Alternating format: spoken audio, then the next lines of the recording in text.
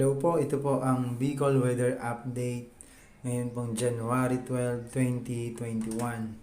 Sa kasalukuyan nga po, patuloy po ang umiiral ang hanging amihan dito po sa may Bicol region at bumaba po ang frontal system sa may Eastern Visayas. Kung makikita natin, kulay orange po ang nasa may part ng Bicol region. Tanging amihan lamang po ang nandyan. At kung titingnan po natin sa rainfall measurement, kung ilan ba yung lakas ng pag-ulan dito po sa Bicol region ngayong araw, makikita po natin na yung category niya po or yung kulay ng Bicol region ngayon ay nasa gray. Wala po siya ngayong kulay blue.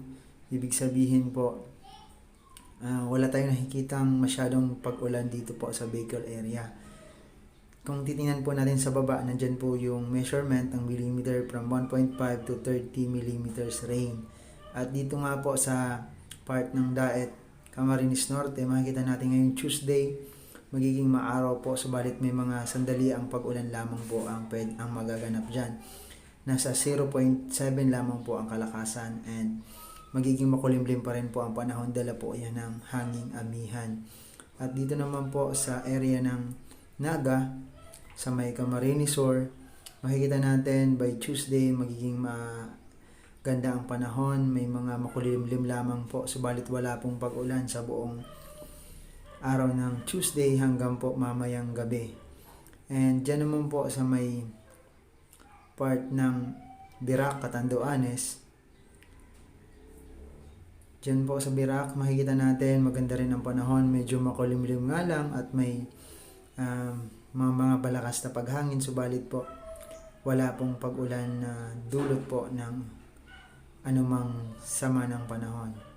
And sa Legazpi po, punta natin yung Legazpi. Sa Legazpi naman magiging maaraw buong maghapon, may mga makulimlim lamang, at kung may pag-ulan man, ito po ay mga mahihinang pag-ulan lamang.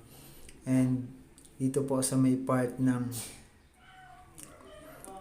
Sorsogon, dito po sa may Sorsogon area, magiging maliwalas din ang panahon na may mga makalat-kalat na pag-ulan, at sa bandang gabi po ay makulimlim lamang ang panahon. And sa Masbate din, magiging makulimlim po ang panahon sa Masbate, dala po yan ng frontal system kasi medyo nahagip na sila sa may part ng Bisaya, kaya po apektado sila ng frontal system doon. And yan po ang lakas ng pag-ulan po sa Bicol area, dulot po ng hanging amihan. So yung frontal system nasa ibaba po yun, hindi po yun nakaapekto ngayon sa Bicol region. Kaya po ito lang po ang tanging weather system na makakaapekto po, itong hanging amihan.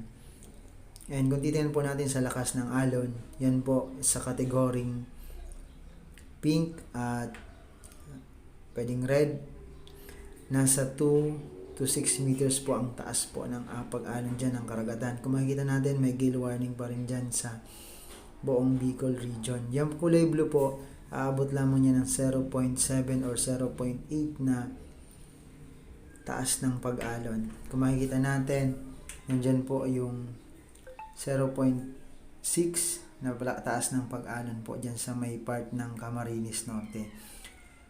Kung titingnan natin, medyo mababa pero malalakas pa rin po ang pag-alon dyan. Dyan naman po sa may Catanduanes or sa may Camarines Province, dyan sa may Caramoan, ganun din po, nasa 0.7 meters po ang taas na. Subalit, maalon pa rin po yan.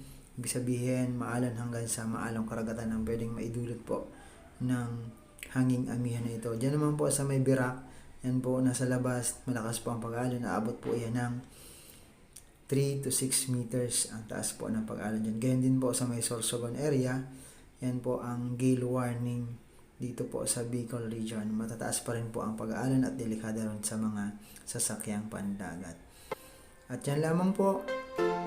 Please subscribe po sa aking channel para maging updated kayo sa mga susunod na video.